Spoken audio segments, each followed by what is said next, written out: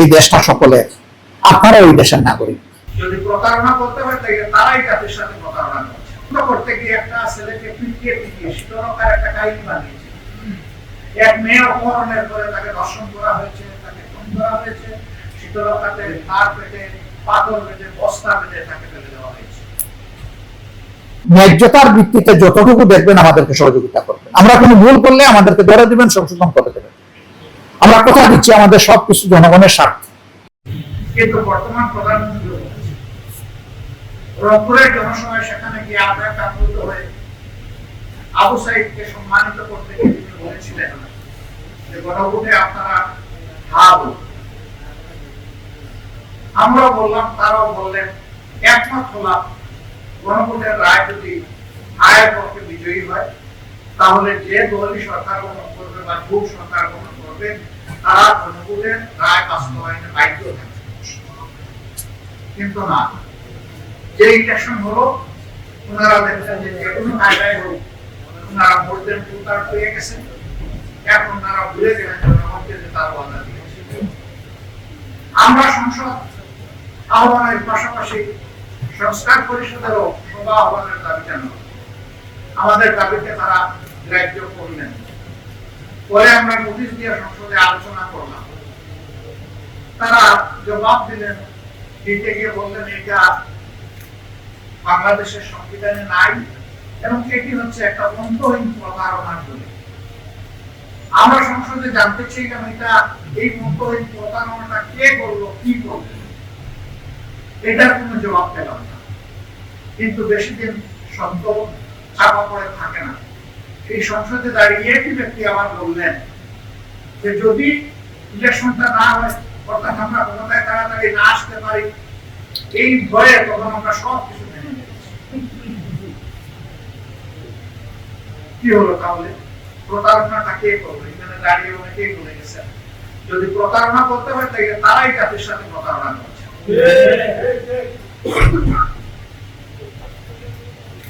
অসুবিধাটা কোথায়? এটা মানছেন না কেন? টানাই টানাই করে এখন সংবিধান সংশোধন কমিটি, কমিশন এগুলা গঠন করার কথা বলেছেন। এর উদ্দেশ্য ইতিমধ্যে স্পষ্ট হতে শুরু করেছে। বহু কমিশন বিলুপ্ত করা হয়েছে। পরে তারা একটা আবার আইনের পক্ষে পাশ করতে যাচ্ছেন। অনেকটা বিড়ালের হাতে বিস্কুট পাহাড়দারির দায়িত্ব। প্রতিটি গুমের কাজটা কারা করেছে? নিঃসন্দেহে দেশের বিভিন্ন বাহিনী এবং এজেন্সি লোকরা করেছে। এ ব্যাপারে কারো কোনো সন্দেহ নেই। এখন এটা তদন্ত করবে পুলিশ। বুঝলেন এবার বিষয়টা? মানে গুম হয়ে যাওয়ার পরে আর তার কোনো হদিস খুঁজে পাওয়া যাবে।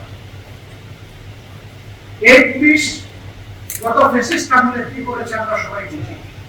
এমনকি তদন্ত করতে গিয়ে একটা ছেলেকে পিটিয়ে শীতলকার একটা কাহিনী বানিয়েছে। এক মেয়ে অপহরণের পরে তাকে ধর্ষণ করা হয়েছে, তাকে খুন করা হয়েছে, শীতলকাতে তার পেটে পাথর বেঁধে বস্তা বেঁধে তাকে ফেলে দেওয়া হয়েছে। তার এই স্বীকারোক্তিমূলক জবানবন্দি নেওয়ার মাত্র 17 দিনের মাথায় এই মেয়ে তার বাপের কাছে ফিরে আসে। এখন এই পাথর বাঁধা মরে যাওয়া মেয়েটা আসলো। মানে ওই যে তখন একটা কথা ছিল যে আমরা যা বলবো তাই সত্য, সুতরাং মিথ্যাকে কিভাবে সত্য বানাতে আমরা এটা জানি। নিশ্চয়ই তার উপরে এমন অত্যাচার করা হয়েছে যে সে তার ভাইকে বাপ ডাকতে পারতে পেরেছে। এইভাবেই পুলিশের তদন্ত হয়ে থাকে। সেই তদন্তে গুমের মতো মহাপাপ সেটা পুলিশ তদন্ত করবে, আর আপনারা সুন্দর সুন্দর আইন বানানোর গল্প আমাদের। সংবিধান সংশোধন করবে সংসদ, এটাতে কোনো গণভোটের প্রশ্ন নাই। এই যে সংবিধান সংশোধন করবে এই আইন টিকতেও পারে, নাও টিকতে পারে। বাংলাদেশে এইরকম 5টা সংশোধনী বাতিল হয়ে গেছে কোর্টে। আমরা তো বাতিল হওয়ার জন্য কিছু করতে চাই না। আমরা তো ফেসিবাদের কবলে দেশটা আবার যাতে না করি সেই জন্য আমরা শক্ত পাকা পুক্ত ব্যবস্থা দিতে চাই। এটা সম্ভব শুধুমাত্র গণপরিষদ অথবা সংস্কার পরিষদ গঠন করে এই কার্যক্রম পরিচালনা, ওখানে হাত দিতে পারবে না। তারা একটা ভঙ্গুর সংশোধনী এনে জাতিকে আরেকবার তারা ধোঁকা দিতে চাচ্ছে। দফায় দফায় আমাদেরকে অনুরোধ করেছে, এমনকি তারা এটাও বলে যে আপনারা কি আসবেন না? বলে ভাই এটা তো কতবারই জানিয়ে দিয়েছি, আমাদের আসার কোনো প্রশ্ন নেই। বলে আমরা আপনাদের কাছ থেকে মতামত চাই। আচ্ছা বলে আমরা কমিটিতে গেলাম না, এখন আমরা মতামত দিব সেখানে? কি আসবে ব্যাপার? আমাদের জন্য ওনাদের এত আকর্ষণ, আকর্ষণটা জাতির জন্য করে, যে জাতির 70 লাখ মানুষ ভোট দিয়ে বলেছে আমাদেরকে সংস্কার করে দেন, সংস্কারটা গ্রাহ্য করে ধানাই বানাই করে এখন আরেকটা নিয়ে আসছে না। আমরা এখান থেকে এক চুলো নয়। আমার জনগণের রায়ের প্রতি শ্রদ্ধাশীল। এই বাংলাদেশে পূর্ব পাকিস্তানে যখন এই জনগণের রায়কে উপেক্ষা অগ্রাহ্য অপমান করা হয়েছে, যারা করেছে তাদেরকে চরম মূল্য দিতে হয়েছে। শেখ হাসিনা করেছে 14 নির্বাচন, 18 নির্বাচন, 24 নির্বাচন, সেটার মাসুল তাকে গুনতে হয়েছে। ওনারা এখন অ্যাবসলিউট পাওয়ার গ্রাবিং এর দিকে যাচ্ছে, সব ক্ষমতা ওনাদের হাতে নেবেন।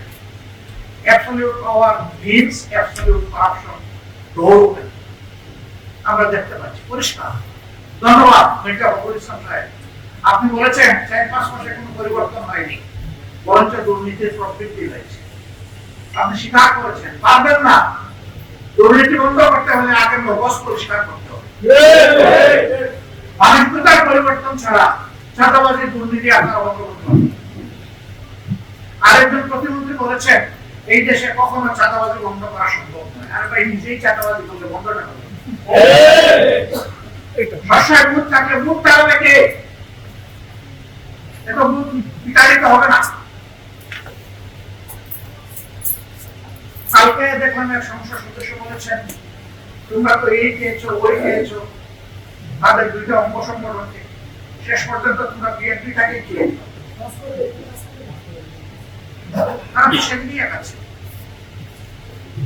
যে কাজটা আমার সন্তান করলে বিরক্ত, এই কাজটা আমার প্রতিপক্ষের সন্তান করলেও বিরক্ত, এটা স্বীকার করতে হবে।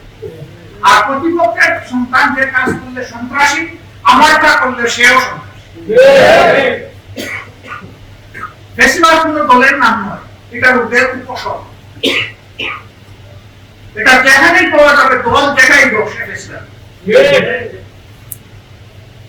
আমাদের সরকার বেশিরভাগের পক্ষে হাঁটবে এটা আমরা কল্পনাও করি, কারণ তারা তো 15.5 বছর তাদের তো সহকর্মীবৃন্দ গুম হয়েছে, মামলা শিকার হয়েছে, পঙ্গু হয়েছে, দেশ দেশান্তরী হয়েছে। আর একটু তাড়াতাড়ি ভুলে যাবেন, এটা আমরা কল্পনা করি। আমরা তাদেরকে বলবো দেশবাসীর প্রতি তো সম্মান দেখাবেন। এর আগে আপনাদের গুমের শিকার, খুনের শিকার এই পরিবারগুলোর প্রতি সম্মান দেখাবেন। ফেসিবাদ বাতাসে উড়ে গেছে। এখন আমরা কিছু কিছু লক্ষণ সেরকম দেখতে পাচ্ছি। আপনাদের সহকর্মীদের মধ্যে যাদের মধ্যে আপনারা এই উপসর্গ দেখবেন, আপনারা আন্তরিকভাবে তাদেরকে বুঝান এই দেশটা সকলের, আপনারা ওই দেশের নাগরিক। দেশটা ভালো থাকলে আমরা সবাই ভালো থাকবো। কিন্তু এটাও ঠিক যে সাহসিকতার সাথে ফেসিবাদের বিরুদ্ধে অনেকে আলহামদুলিল্লাহ তারা আওয়াজ তুলেছেন, গর্জন করেছেন। তাদের লিখনীতে, বক্তব্যে, মিডিয়ায় আমরা তাদেরকে সাধুবাদ জানাই। আমরা সত্যিকারের বীর হিসাবে আমাদের মিডিয়াকে দেখতে চাই। কলম যোদ্ধা অথবা আপনারা বাক যোদ্ধা যেটাই বলেন, আপনারা তো যোদ্ধা। যোদ্ধারা তো মাথা নত করে না অন্যায়ের কাছে। আপনারা বীর হিসাবে দায়িত্ব পালন করেন। চলমান এই আন্দোলন ন্যায্যতার ভিত্তিতে যতটুকু দেখবেন আমাদেরকে সহযোগিতা করবেন। আমরা কোনো ভুল করলে আমাদেরকে ধরে দিবেন, সংশোধন করে দেবেন। আমরা কথা দিচ্ছি আমাদের সবকিছু জনগণের স্বার্থে।